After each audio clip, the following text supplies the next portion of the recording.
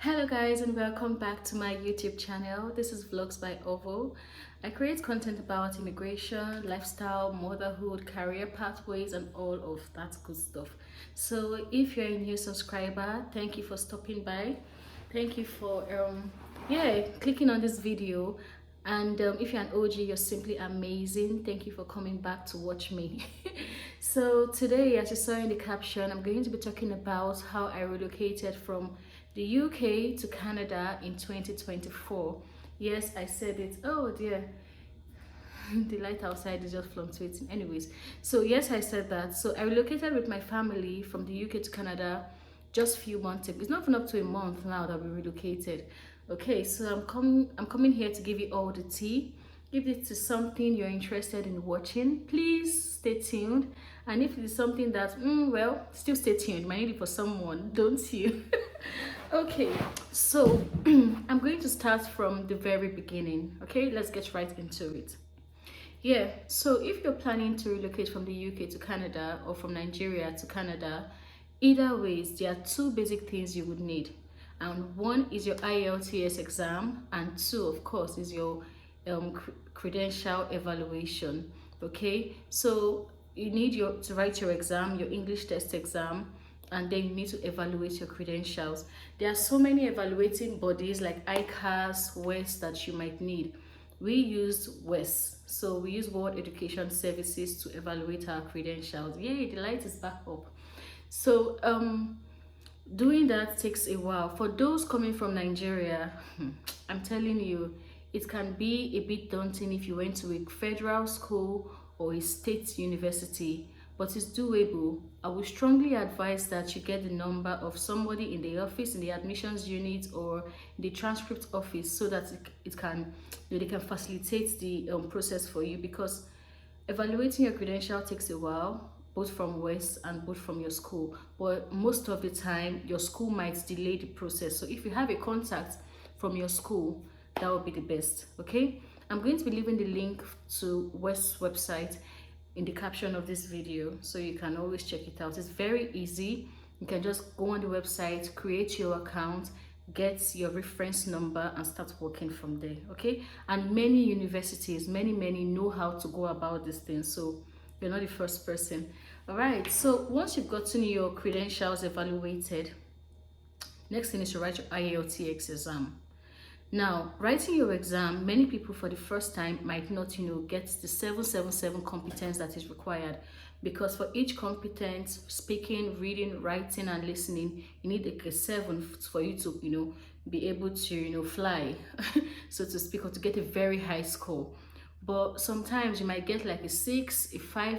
My advice is whatever you get from an IELTS score, please enter the pool with it like that. Because while you're trying to boost your score, rewrite the exam, something may just pop up for you, right? So I strongly advise you get into the pool. In our case, we got a very high score, I think a band 9 or something. I got a band 9. And my husband also got like a good band, so it was easy for us to use ours to enter the pool. Mind you, we're writing for the second time, because the very first time I wrote for Canada, I think my writing was a 6.5. But the second time we got over a band 9. I'm going to share a video on how that was possible in another video, not this one. So you've had these two documents. Now you have these two documents on hand. The next thing is entering the pool.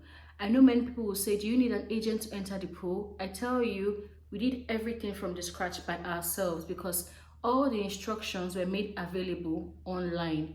So you can create your profile, and everything on the website, of course, the cic.gc.ca website, and then you create your profile, you fill in your details, you give you an eligibility score or something like that, and then you create your Express Entry profile.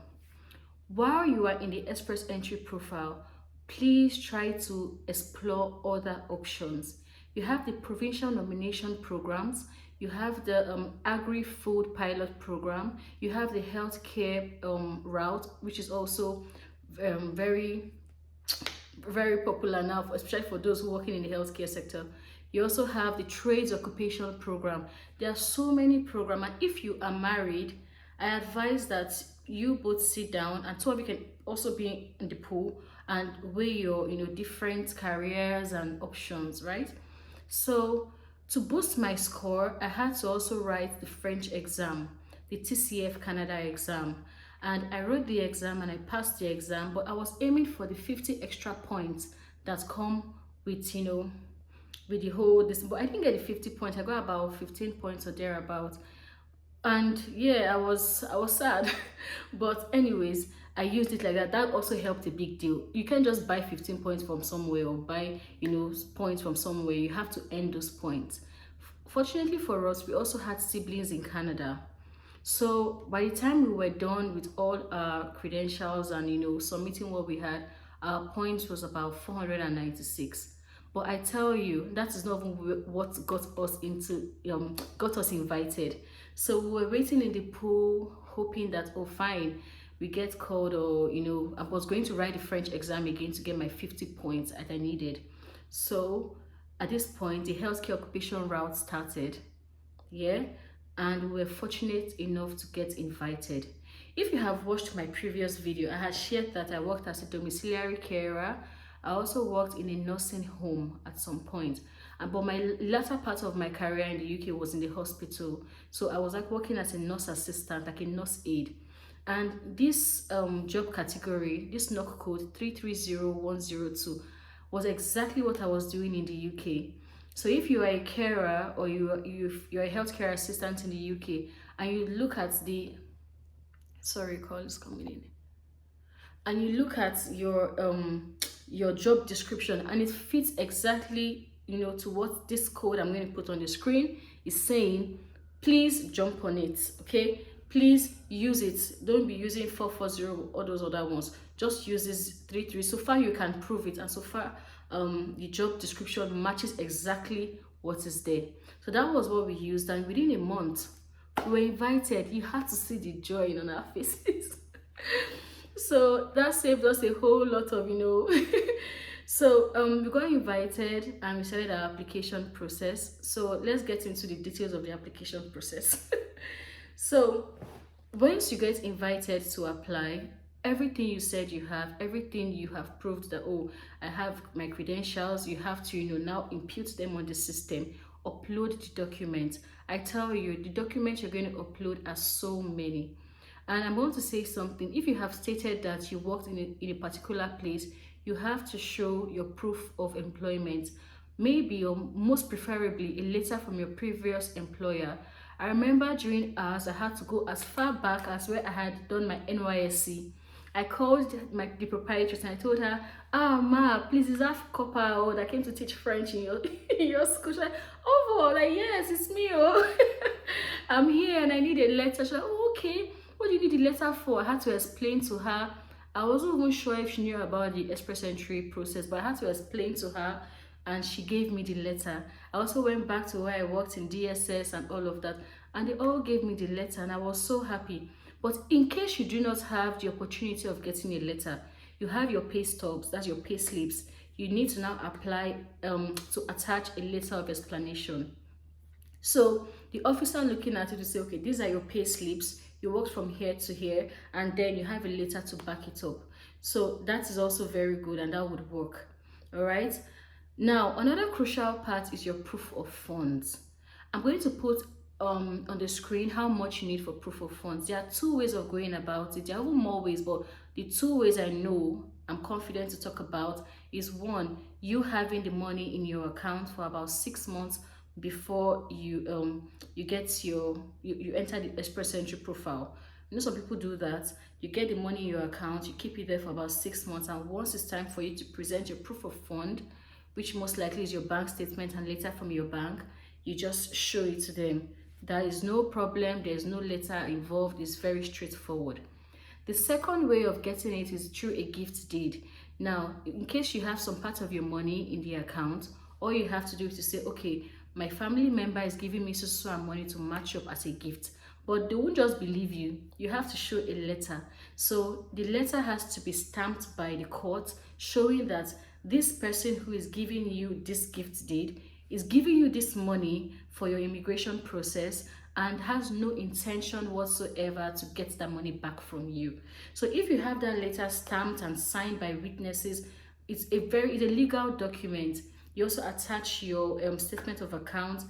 The officer looking at your file would accept your proof of funds. Okay, so please explore that option as well if you have to. So that is for the proof of fund.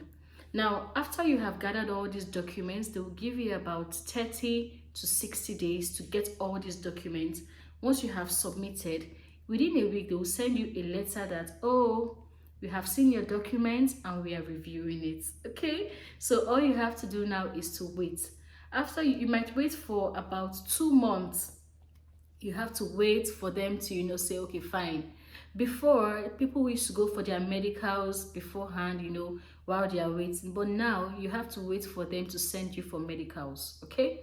So after they have checked your documents, if they need anything, they will tell you to send more, okay, for clarity. If not, they will just send you a letter that, please, you have to go for biometrics. So when you've gotten that email to go for biometrics, you know that you're on the right path and your documents have been cleared, so to speak. So you go for your biometrics. They will show you how you're going to go about it. You click on the link, book an appointment, and go for the biometrics. After then, you're going to wait about 2 weeks or thereabout, and they're going to send you another email saying that, okay, your biometrics have been, cleared and all of that. Now we need you to go for medicals. Once you get that medical letter, just be jumping and be happy because, pew, pew, pew, you're coming to Canada. So you go for your medicals. They'll also send you the link on where to go for your medicals. You'll see the list of doctors. You choose one. If you're in the UK, most likely you do your medicals in London, and you would also do your biometrics in London. So you go for your medicals, and a week later, they will tell you, oh, your medicals have been passed. Okay. Now, about another 2 weeks later, they will send you a passport request letter, meaning that they want you to come submit your passport. Okay, so once you get that, what are you waiting for?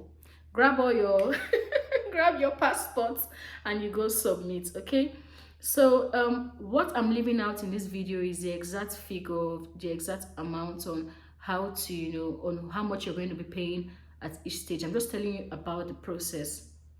I think maybe I'm going to do another video on how much you're going to be using as a family of 4, because we are a family of 4. I have 2 children.